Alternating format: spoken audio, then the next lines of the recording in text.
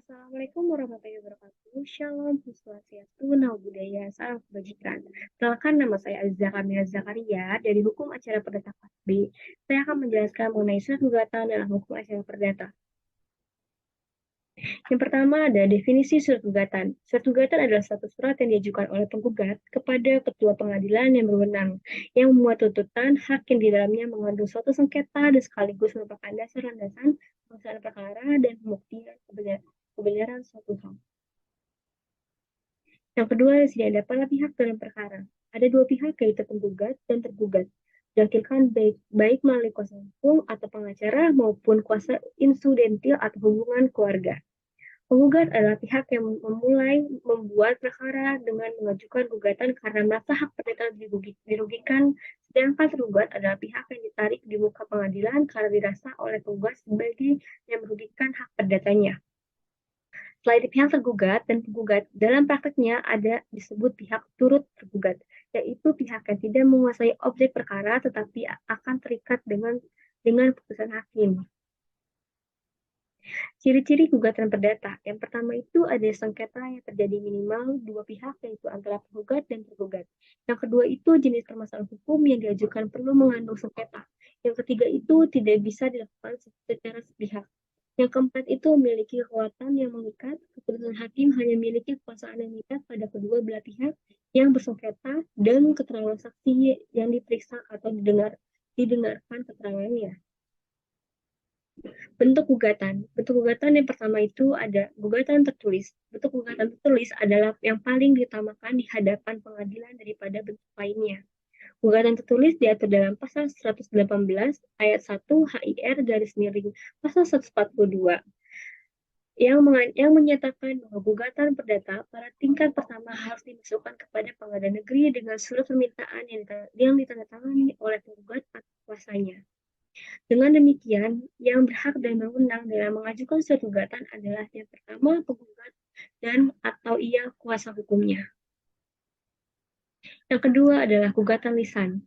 Bagi mereka yang buta huruf yang dibuka kemungkinan untuk mengajukan gugatan secara lisan kepada ketua pengadilan negeri yang berwenang untuk mengadili suatu perkara.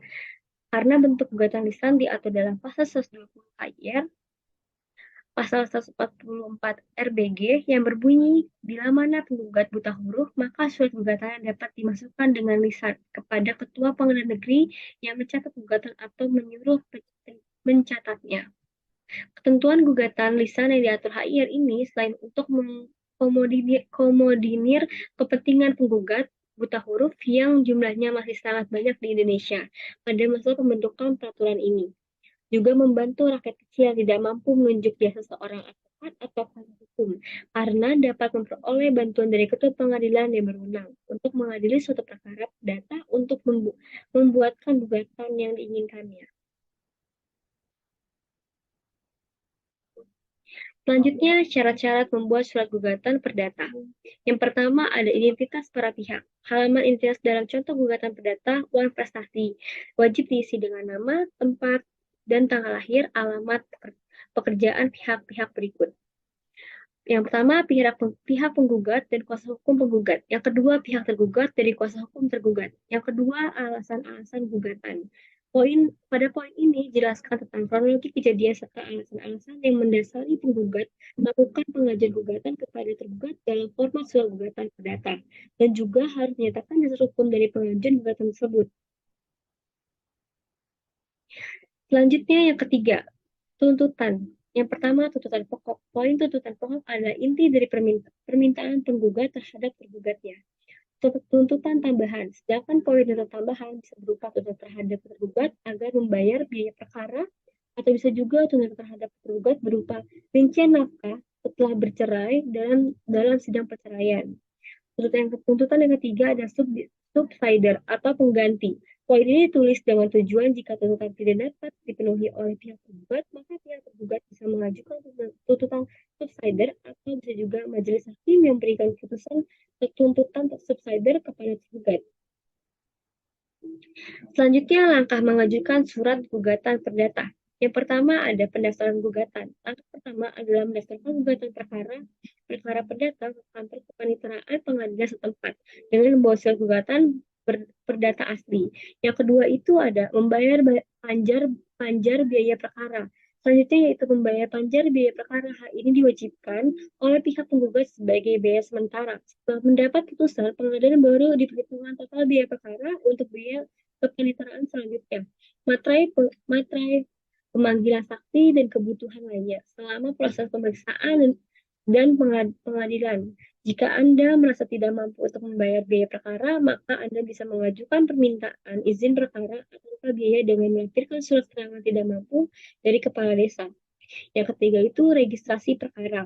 Setelah membayar panjar biaya perkara, Anda sebagai penggugat akan diarahkan untuk melakukan pencatatan gugatan dalam buku registrasi perkara dan penggugat akan mendapatkan nomor perkaranya.